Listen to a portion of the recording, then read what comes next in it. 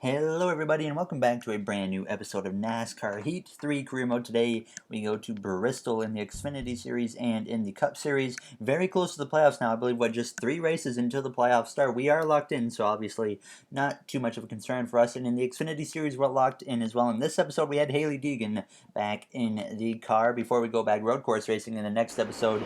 But Hailie started down there in 39th. Not a very good effort. She actually failed inspection. That's why she was back there. So nothing due to her kind of just messing up. She didn't have a bad lap in qualifying or anything. She just got sent to the back because of inspection issues, and she would quickly move her way forwards, but she obviously wasn't really in the mindset of contending for a victory considering where she started, and she got up into the top 30 there in P25 about the midway point in this race, and she didn't have enough time to get to the top 10 before this event was over, but she would work her way up towards the 15th position on the final lap of this race as she came down the back straightaway for the final time behind Kevin Harvick there going into turns 3. She would send it down deep into the corner, but she wouldn't be able to get to Harvick, and she would come out of turn 4 and she would come through to finish in the 15th position for us in Bristol. So not the best effort in the world, but it doesn't really matter because we're locked into the playoffs after Tony Stewart won for us in Daytona and Fernando Alonso won for us in Watkins Glen. So hopefully we can just try to get maybe some more playoff points before it's over. And in the next episode, we will have Catherine Legg in the Xfinity car for Road America, so look forward to that. And now we set our sights on Bristol in the Cup Series. 3 races till the playoffs, so it's crunch time now for some of these drivers fighting in on points, as there's 1 spot available for 4 drivers right now in the playoffs for that last playoff spot. And we came to qualifying in the 3rd session. We usually qualify really good in Bristol and run really good early on and then blow it at the end somehow. And it was similar here in qualifying. We'd come into the 3rd session with a brilliant run, actually, coming out of turn 4 down the front straightaway. We would come through to hit a 16.868, and we will once again at Bristol start in the 1st position on the pole. So let's hope we can stay here. Good evening, everyone. Tonight, the Monster Energy NASCAR Cup Series returns to the last great Coliseum for the running of the Bass Pro Shops NRA Night Race. One of the most popular events on the NASCAR schedule, this half-mile concrete oval is famous for its bone-rattling hits and heart-stopping finishes.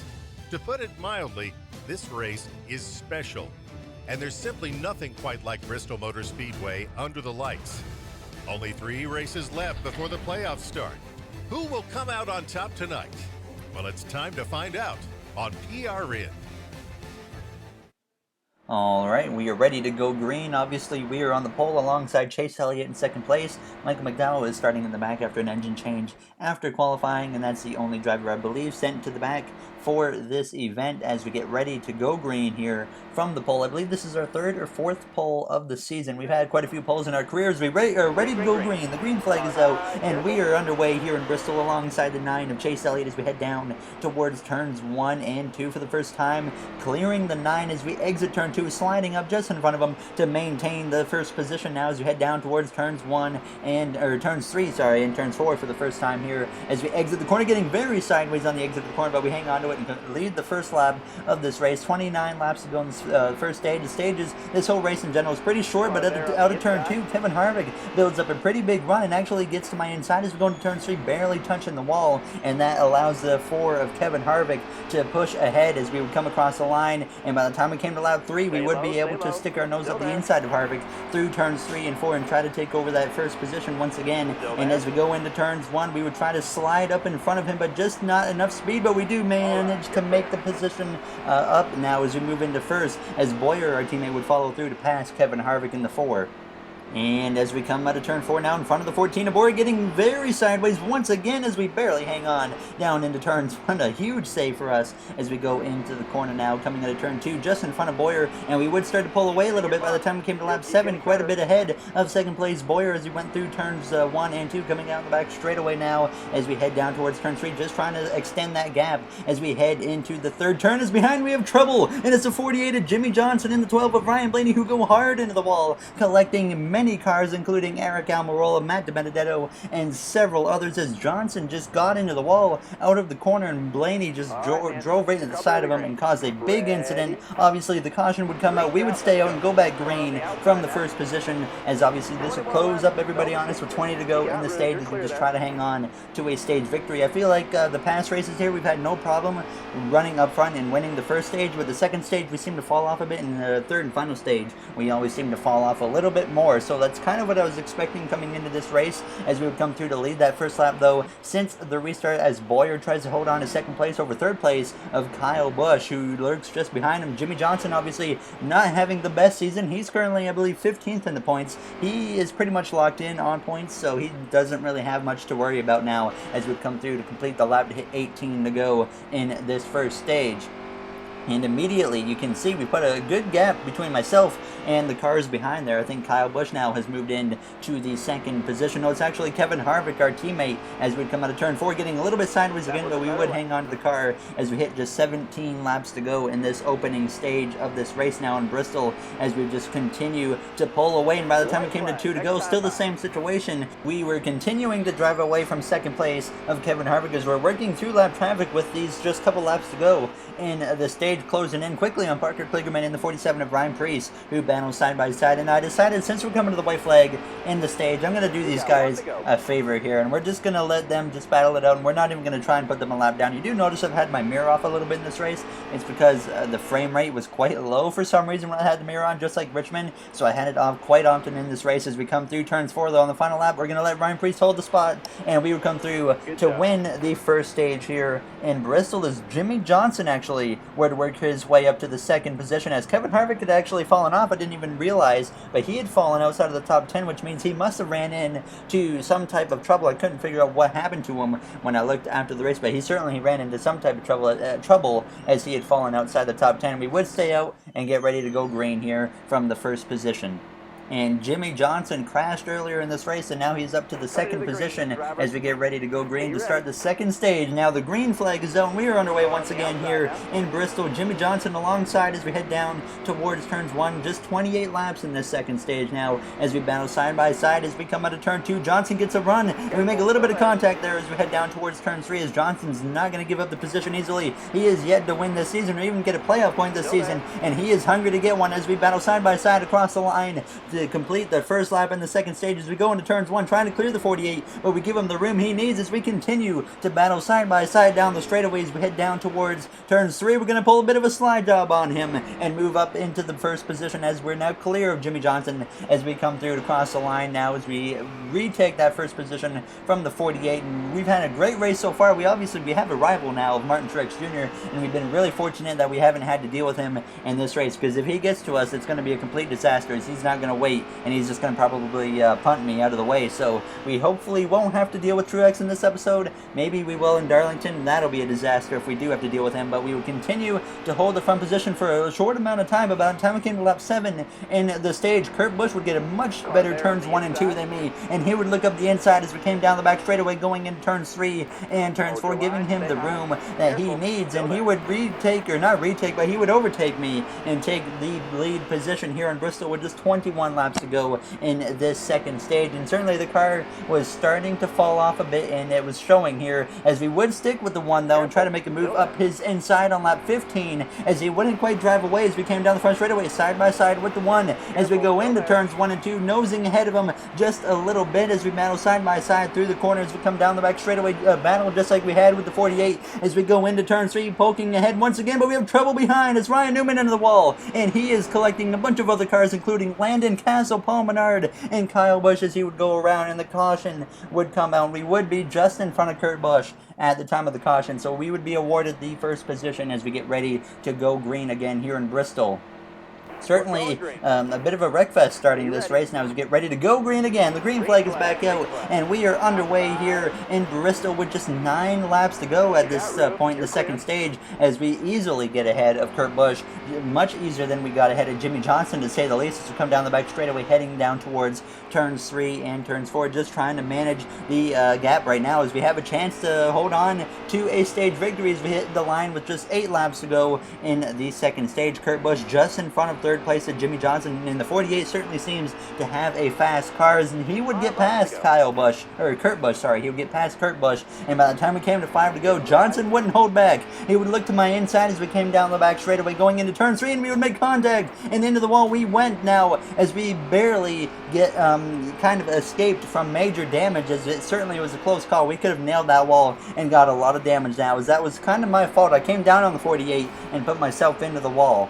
And as we came to 2 to go on the stage, Kurt Busch would be right back on my left rear as we came through turns 1 and 2. He would get to my inside as we came out of turn 2, but we would clear him down the back straightaway going into turn 3 as we approach the white flag now in stage 2, as Jimmy Johnson looking for his first stage win on the season. He's trying to pick up the performance late in the regular season. Maybe he's going to get some momentum in the playoffs now as we exit turn 2 close to his back bumper, but not close enough as we come down the back straightaway going into turn 3. We're going to send it in pretty deep up his inside as we try to steal the stage victory, but it's not going to happen. Jimmy Johnson will win his first stage of the season with a stage 2 victory here in Bristol as we come up just one position short in second, so not the best effort, but hopefully we can improve. Kyle Busch did round out the stage position there in P10, or the stage points, so a decent effort for him. Kyle Larson in 4th, Ryan Blaney 5th, Eric Jones up here in 6th, so some drivers having pretty good days here, like Ryan Blaney and Jones, who have struggled at times this season, but they both have gotten wins now. Blaney at Daytona, and Jones and Watkins Glen. You see, we pitted and lost 18 positions as we had quite the strategy shakeup. We had myself and Kurt Busch, who were sent to the back here in 20th, so a very interesting strategy. Jimmy Johnson, who won the stage, is up in the top 5, but myself and Kurt Busch, who got 2nd and 3rd, we're in the mid-20s right now, so a very big shakeup here. We have a bunch of slow cars ahead, so I wasn't too concerned because I know we have a lot of speed in this car. Obviously, we have about 65, 70 or so laps to go at this point. In Bristol, as we get sideways a little bit out of turn 4 as we come across the line to complete the first lap of this final stage now, as it's a big cluster in front of me. We've got Brad Keselowski here just in front of us trying to nurse his way through traffic alongside the 24 of William Byron, as we would send it up the inside 3 wide with them making contact with the 2 of Keselowski, but fortunately we would both hang on to our cars as we would cross the line heading down towards turns 1, 3 wide with Keselowski again just about edging out ahead of him, and out of turn 2 we get ahead of Keselowski and we go from 20th to 12th in just a couple laps here in this final stage now as we come through turn 3, closing in on the back of the 11 and the 9 of Hamlin and Elliott, who battle side by side and make contact as we head down towards turns 1. We're going to try to take them 3 wide as well as we look to put ourselves back into the top 10 in just a handful of laps. We're back into the top 10, so we certainly have some speed in this car, and we have a chance to work our way forwards now into the top 5 if we continue doing what we're doing. And as we came to lap 72, we would work our way up into the 4th position behind 3rd place, who is currently being held by Bubba Wallace, who's having a brilliant effort here so far in Bristol as we went down towards turns 1 and 2 with 53 laps to go now in this race. Jimmy Johnson is out front as we come down the back straightaway, closing in quickly on the back of the 43, but the caution would come out once again, and this would force another somewhat late race restart. So we were ready to start in the 4th position as no one would pit, so obviously we would stay out and get ready to restart behind the 10 of Eric Almirola as we're ready to go green once again in Bristol. The green flag is out, and we are underway again now as we've had quite a few cautions in this race as we head down towards turns 1 and turns 2 as we get into the back of the 43 a little bit, and we're going to try to cross over on him as we come out of turn 2, and we get into his left rear and we get a little bit sideways, but we hang on to the cars. We send it up his inside going into turn 3 as Jimmy Johnson in that mangled car starts to drive away as we go 3 wide for a moment with the 43 and the 10, but I backed out of it because I thought we were going to get in an incident if I tried to stick my nose up the inside, as we would get ahead of Almirola, our teammate, and become the best running Stuart Haas racing car again as we battle side by side going into turn 3, sticking it up the inside once again of the 43 of Bubba Wallace, who's not going to give up the position as we head down towards turns 1. And we're going to try and do a slide job on the 43, and it works now as we come through turn 2, moving back into the 2nd position as we try to run down the 48 of Jimmy Johnson. And by the time we came to lap 91, pretty much the same gap between myself and the 48 as we came out of turn 4, closing in now on lap traffic as we were just struggling to run down the 48, who is setting a blistering pace now in this event. And it was looking like Johnson might be in command here as he tries to get win number 1 on the season, as we just continued to hover around a second behind him, and I just couldn't quite get get to him now as we came out of turn 4 to hit lap 93 with just 33 to go. So running out of time very quick. 33 laps here is not even 10 minutes, I don't think, at Bristol. So a very short amount of time, as by the time we came to lap 99, we were working through lap traffic. Johnson up ahead, and we had certainly closed the gap on him a little bit now as you head down towards turns 1, going to the inside line. The 96 is going to check up, and we get into the back of the 96. The Clearman and sideways he goes as we're going to try and keep it straight, but unfortunately he would go for a spin, and that would bring out the caution. 100% my fault on that one. I sent it up the inside, and I didn't even think Kligerman was going to go to the bottom at first. He did, and I drove into the back of him, and this would set us up for a late race restart, and this is not good for me because the tires are wearing at this point, and I knew we didn't have the speed that we had earlier in the stage, as the green flag is out once again here in Bristol. A crazy race has been so far. We've had many crashes in this event for sure. Now as we come through turns 1 and 2, Johnson clear for the lead as we exit turn 2 down the straightaway, clearing the 11 of Hamlin, holding on to that second position as we try to send it up the inside now of the 48 of Jimmy Johnson as we come through turn 3. And it was looking like maybe we still do have the pace to contend for the lead here in Bristol as we try to send it up the inside of Jimmy Johnson in the number 48. But we just couldn't quite get there as we came down the back straightaway. And as we head down towards turn 3, closing in on the back of the 48 again. Now, as it might look like we might need to move him out of the way if we want to have a chance at winning, but we would get very sideways out of turn 4, allowing the 11 to briefly look to my inside as he would get clear for the position. As he came down the back straightaway, though, losing a ton of momentum as we would look to his outside into turn 3, but unable to make anything happen as we would kind of cut off the 18 of Kyle Busch as we went down the front straightaway, hitting just 19 to go here in Bristol as we went down into turns 1 and 2. Hamlin now tries to run down the 11 or the 48 of Jimmy Johnson. Hamlin obviously won last episode in Michigan to get his first win of the season as we would get to his back bumper, giving him a little bit of a tap, but we would end up getting another caution here in Bristol. So obviously we're going to stay out and not pit because we don't need to. Plenty of cautions in this race now, as this has been certainly a dramatic race so far as we get ready to restart again here in Bristol. The green flag is out, and it is just 16 laps to go now as we cross the line. The 11 gets a little bit better of a restart than the 48 as we head down towards turns 1